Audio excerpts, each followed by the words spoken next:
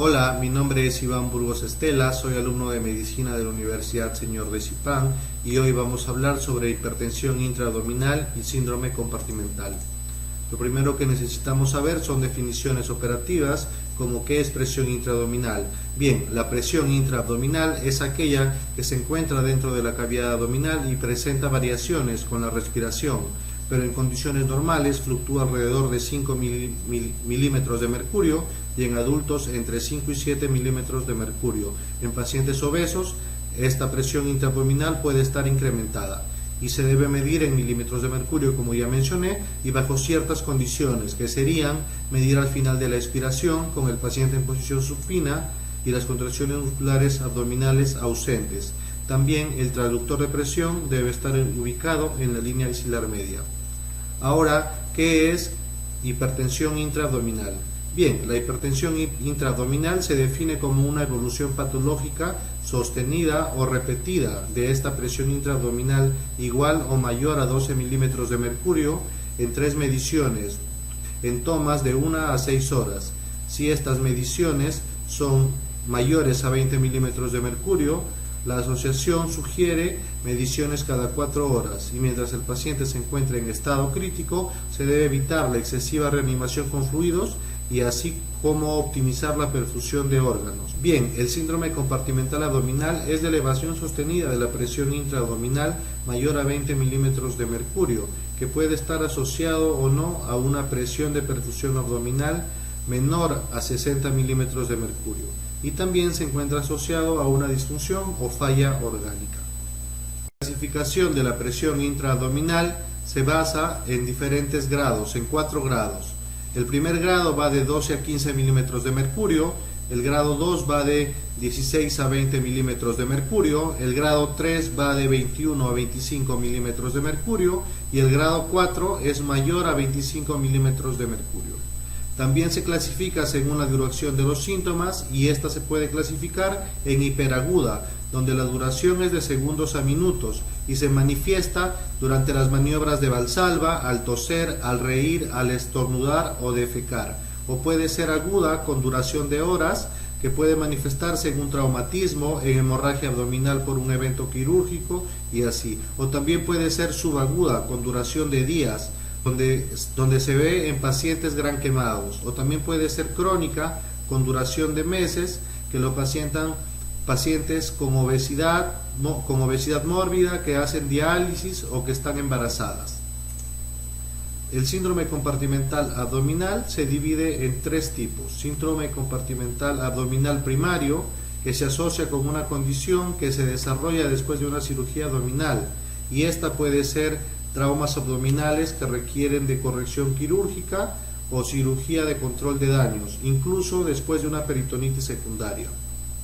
Ahora, el síndrome compartimental abdominal secundario incluye condiciones que no se originan en el abdomen y puede ser sepsis, fuga capilar o quemaduras mayores. Ahora, el síndrome compartimental abdominal recurrente se da con la persistencia después de una laparotomía descompresiva, es decir, se desarrolla después de un manejo médico o quirúrgico o incluso después de alguna de las anteriores. Existen diferentes factores de riesgo para esta enfermedad, como por ejemplo la disminución de la distensibilidad de la pared abdominal, que se manifiesta en diferentes formas, por ejemplo en cirugía abdominal, en quemaduras mayores o cuando el paciente está en una posición prona.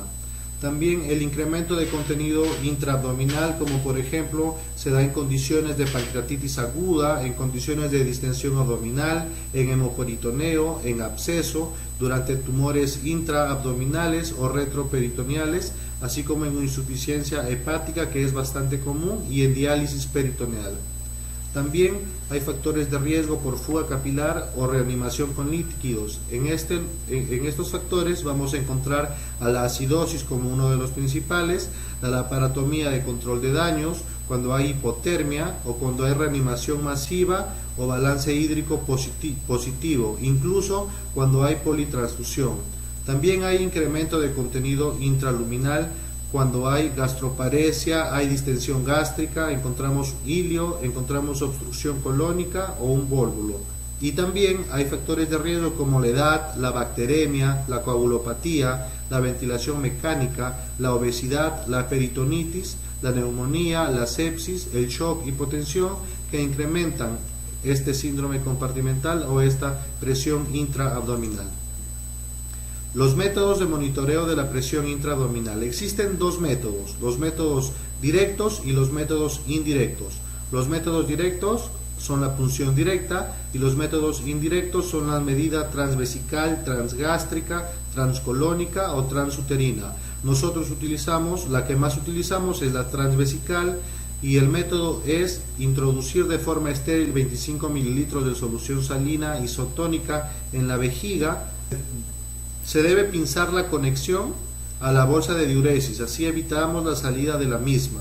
Enseguida medimos con un manómetro o con una conexión a un sistema de presión venosa el valor de la presión intravesical. Este método también se conoce como el método de Crohn.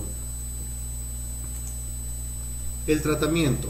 Para el tratamiento es importante la prevención, es decir, el detectar precozmente los factores asociados con la hipertensión intraabdominal que permite identificar a los pacientes críticos o los pacientes en riesgo. Este tratamiento que se realiza con 4 pilares. Primer pilar, se monitoriza la presión intraabdominal. Segundo pilar, se optimiza la perfusión sistémica. En tercer lugar, instalamos medidas específicas para disminuir esta presión intraabdominal, y en cuarto lugar, hacemos descompresión quirúrgica precoz en caso de hipertensión intraabdominal refractaria. A continuación presentamos un algoritmo para el tratamiento de la hipertensión intraabdominal.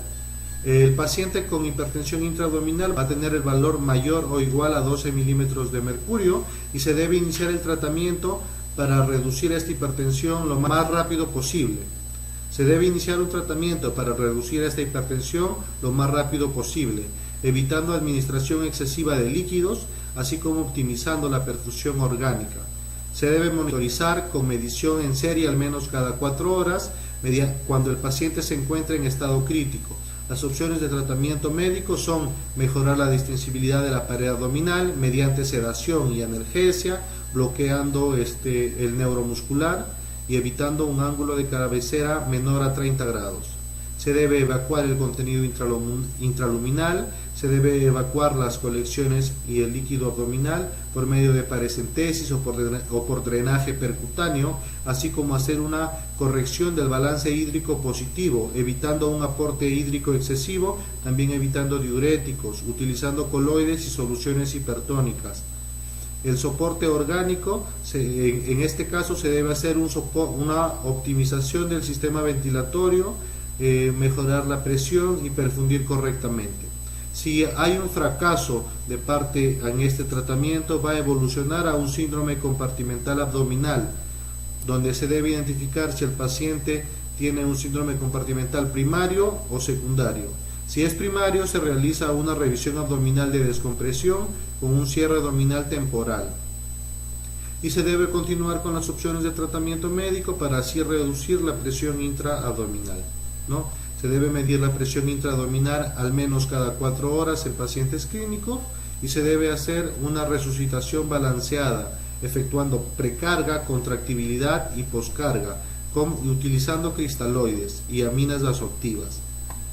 Bien, entonces a manera de resumen podemos decir que el manejo médico consiste en sedación y analgesia, también en bloqueo neuromuscular, en descompresión nasogástrica colónica y diuréticos y hemofiltración venosa continua, así como descompresión percutánea. Bien, y el manejo quirúrgico, tenemos a la laparotomía descompresiva como manejo estándar que produce mejoría inmediata en el descenso de la presión intraabdominal y mejora la función orgánica, sin excluir las complicaciones que pueden llegar hasta el 50%. No se recomienda el uso profiláctico de abdomen abierto en pacientes con abdomen agudo no traumático y no se debe usar en pacientes con contaminación intraperitoneal severa sometidos a la laparotomía de urgencia para la sepsis intraabdominal. Las recomendaciones terapéuticas de acuerdo al grado de presión intraabdominal son que en grado 1 se debe mantener la normovolemia, en grado 2 se debe hacer una resucitación hipervolémica, en grado 3 hacer una descompresión y en grado 4 hacer una descompresión y reexploración. Todo esto en milímetros de mercurio. Bien, espero que les haya servido esta información. Esta es la bibliografía empleada y gracias a todos.